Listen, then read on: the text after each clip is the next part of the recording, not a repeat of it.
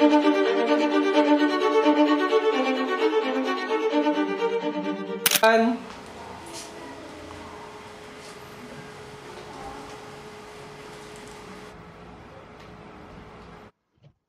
quiet on set.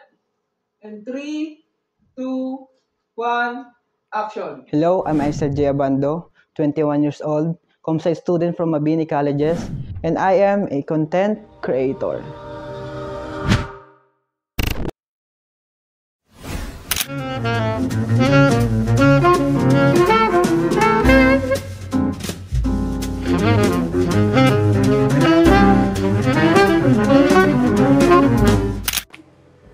Paano ka nagsimula sa pag-vlog? Nung pandemic, wala naman lahat ng tao ginagawa, or ako din, wala din akong ginagawa. Kaya nung may nakita ako sa TikTok, sa YouTube, ni mga content creator na maganda yung mga ginagawa nila. And then, na-curious ako. Nung una, nag-try ako mag-vlog and maggawa ng content. Una, trip-trip lang muna. And then, habang tumatagal, nagustuhan ko siya kasi nga parang may nakikita na akong progress sa ginagawa ko or nag-e-enjoy ako sa content na ginagawa ko. Ano ang ginagawa mong content? Sabi ko nga dun sa una, trip-trip lang. Kasi nga naboboard ako kasi nga pandemic, wala akong ginagawa. Guys, samahan niyo ako magkalakos. Ito nga pala yung ginagawa ko pag wala akong ginagawa.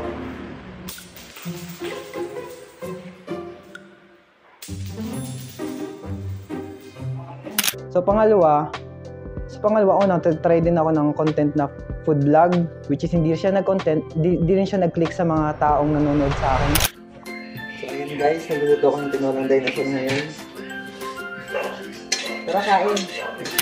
So ayun guys, samahan niyo ako magmukbang ng chili garlic oil. Tsaka ito nga pala yung kanin ng kahapon. Tara, samahan niyo ako kumain guys. Let's go! Pangatlo, a day in a life, which is lahat may kita nyo sa nangyayari sa buhay ko. Kahit nga nakaboxer ako, may kita nyo eh.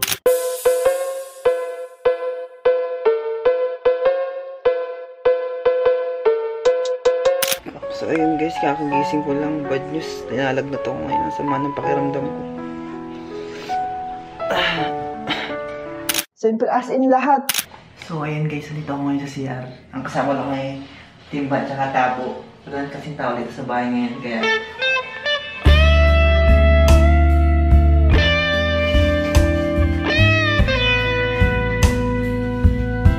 ginagawa ko para mapapakita ko lang kung ano ba yung nangyayari sa buhay ko. Pero napansin kong hindi nag-click yung tatlong vlog or content na ginawa ko, doon na pumasok yung pagiging tech reviewer ko.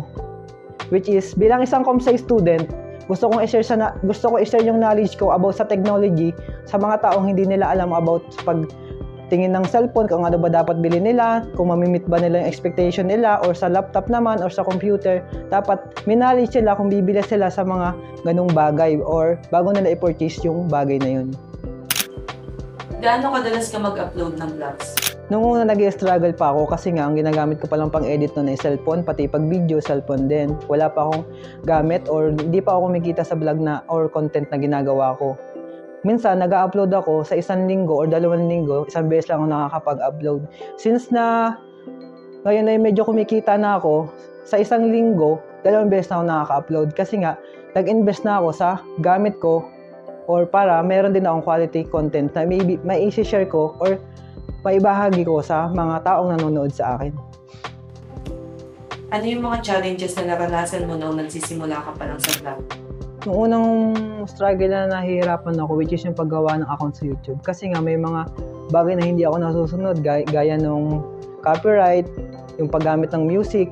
Minsan namimute ako kasi nga may mga ginagamit akong music na bawal pala, na hindi ko naman alam. Kaya doon ako nag-struggle.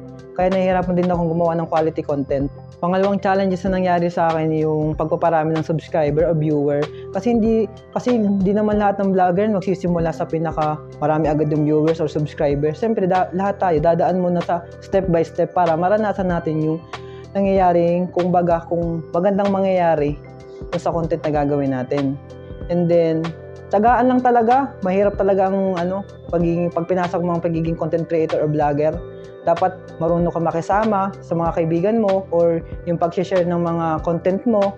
Kasi nga, dapat dapat yung content mo quality din. Para kung sakaling i-share mo ng kaibigan mo, may pagmamalaki sila na maganda talaga yung content mo. At pangatlong challenges na nahihirapan ako, yung time management. Kasi nga, hindi naman ako full-time content creator eh.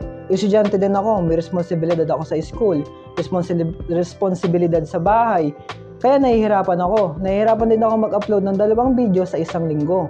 Kaya sa bawat video ina-upload ko, may prosesong nangyayari dyan. Gaya ng concept making, editing, audio editing, filming. Kaya itong nakikita nyong ina-upload ko, final product na.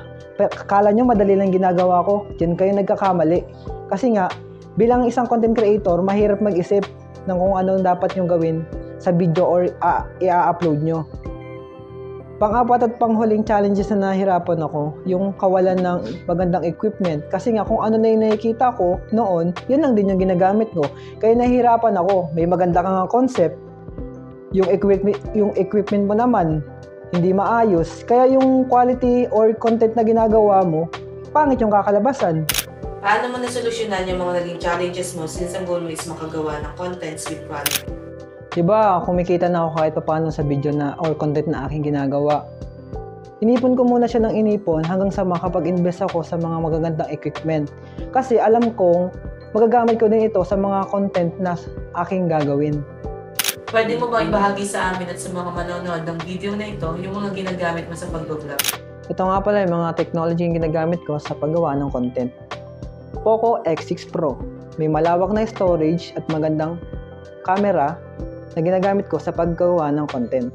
At para naman sa audio, meron akong wireless microphone para may maganda akong audio at klarong boses. At sa lighting naman, ito ang ginagamit ko, ring light. Sa pag-i-edit naman, ito ang ginagamit ko, HP Laptop 15S. Dito ko ginagawa or ine-edit lahat ng content na ginagawa ko.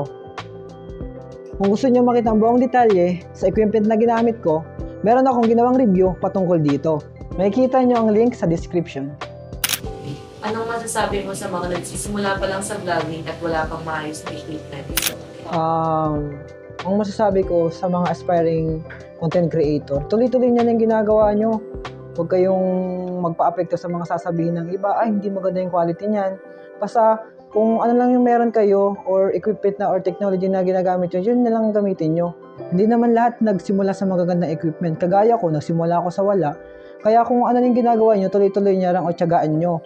Bukod sa equipment na meron ka, ano pa sa tingin mo yung nakatulong sa'yo para mabot yung mga achievements mo ngayon? Siguro kaya nandito ako sa sitwasyon ko ngayon, siguro yung family and friends ko na hindi nagsawang sumuporta at i-motivate ako sa mga ginagawa kong araw-araw.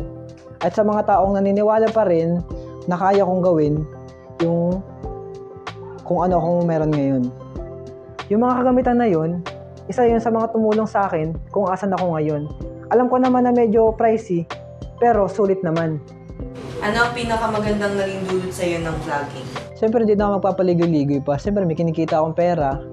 Pero yung pera na yun, ginagamit ko na sa tamang paraan. Gaya nung dati, hindi ko kaya mag-provide sa sarili ko, sa family ko. Ngayon, kaya ko na i-provide or bigay sa kanila yung mga gusto nila. And then, pati yung mga luho ko, nabibili ko na din. Tsaka, hindi na rin pera or ano pa yung ano pa eh. Parang mas nag-i-enjoy na rin ako sa ginagawa ko at mas na-explore ko yung mga bagay na hindi ko kayang gawin noon, nagagawa ko na ngayon at na-express ko na yung sarili ko sa iba. At natutuwa din ako kasi nga, yung knowledge ko, nasishare ko o naiibahagi ko sa mga student or sa mga taong gusto malaman about sa technology. Maraming salamat sa inyong panonood. Ako nga pala si Isaac J. Abando, your tech reviewer. For more video, please click here to subscribe. See you in the next vlog.